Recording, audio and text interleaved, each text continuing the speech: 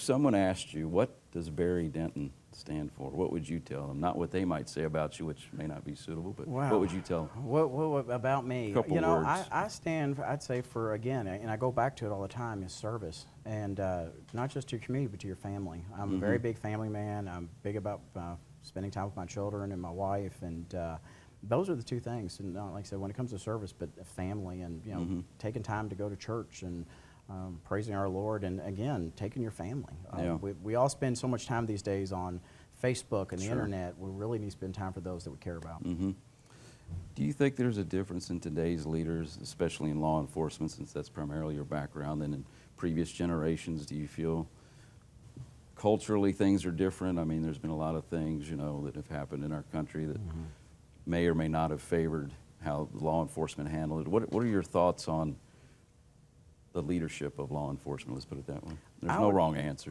This is your interview about you. So.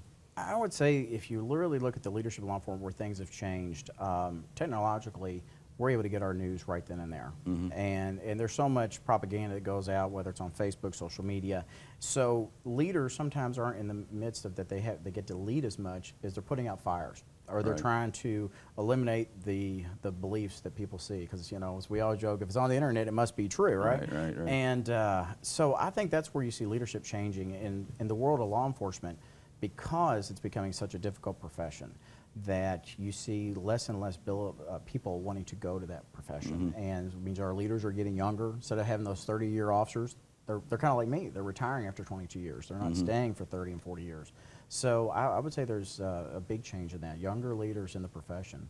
And do you feel like it'll swing back, or can we tell yet? I don't think we can tell yet. It's going to be interesting to see how the climate will change. You know, when I got on the police department, they handed you a radio, they gave you a badge, and go do good. And now they're getting tasers, and they're getting computers and body cameras and all these new things. And it's a lot of responsibility to put on someone who's 21 years old, who just gets on the police department. But usually it's a noble profession for those that go into it. It is. It's an honor or a family tradition or whatever the case might be.